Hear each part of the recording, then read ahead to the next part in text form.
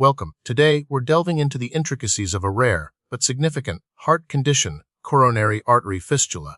Join us as we explore its causes, effects, diagnosis, and treatment, providing you with a comprehensive understanding of this often overlooked cardiac anomaly. So, what exactly causes a coronary artery fistula? Well, it's primarily a congenital defect, meaning it's present at birth. It occurs when one of the coronary arteries, which supply blood to the heart muscle, abnormally connects to another blood vessel, like a chamber of the heart, the pulmonary artery, or even a vein. Less commonly, it can be acquired, resulting from trauma, surgery, or even certain inflammatory conditions. The exact reasons why these fistulas form are often unknown. Let's break down how a coronary artery fistula affects the heart. Normally, coronary arteries deliver oxygen, rich blood directly to the heart muscle.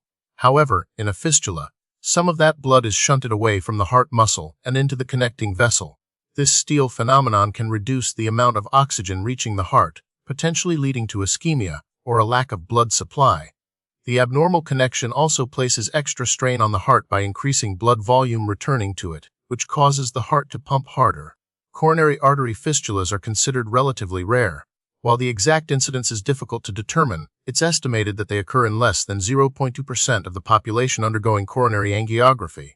They represent a small but important subset of congenital heart defects, and they can be found in individuals of all ages, races, and ethnicities.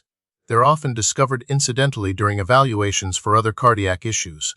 The signs and symptoms of a coronary artery fistula can vary widely, depending on the size of the fistula, the vessels involved, and the amount of blood being shunted. Some individuals may experience no symptoms at all. However, others may develop symptoms such as shortness of breath, fatigue, chest pain or angina, palpitations, or even heart failure. Infants can present with failure to thrive, poor feeding, and respiratory distress. The presence and severity of symptoms often correlate with the degree of blood flow disruption. Diagnosing a coronary artery fistula typically involves a combination of non-invasive and invasive tests. A heart murmur may be heard during a physical exam, raising suspicion. An electrocardiogram, or ECG, can detect abnormalities in heart rhythm or evidence of ischemia. An echocardiogram, which uses sound waves to create images of the heart, can visualize the fistula and assess its impact on heart function. However, the gold standard for diagnosis remains coronary angiography. This invasive procedure involves injecting contrast dye into the coronary arteries and taking X-ray images, allowing for precise visualization of the fistula's location, size, and connections.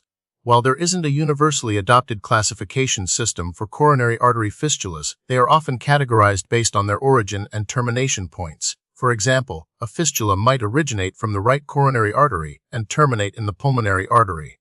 Or, it could originate from the left anterior descending artery and drain into the right ventricle.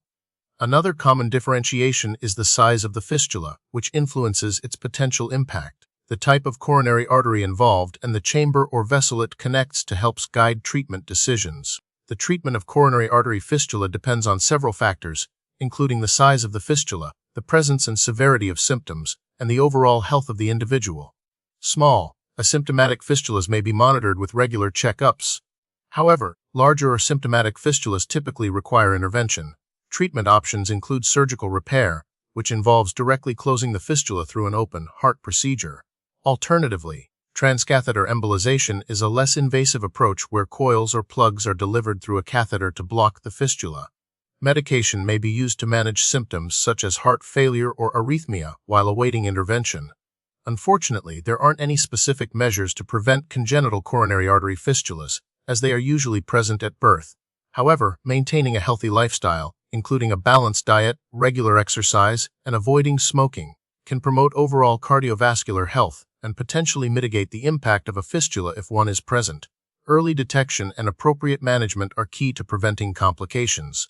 The prognosis for individuals with coronary artery fistula varies greatly depending on the size and location of the fistula, the presence of symptoms, and the effectiveness of treatment. Small, asymptomatic fistulas may not require any intervention and may not affect lifespan. However, larger, untreated fistulas can lead to significant complications such as heart failure, endocarditis, pulmonary hypertension, and even sudden cardiac death. Successful closure of the fistula, either through surgery or transcatheter embolization, generally improves the prognosis and reduces the risk of complications. Recent research is focusing on improving transcatheter techniques and developing less invasive methods for fistula closure. Additionally, Studies are exploring the genetic factors that may contribute to the development of congenital heart defects, including coronary artery fistulas, to potentially lead to preventative measures in the future.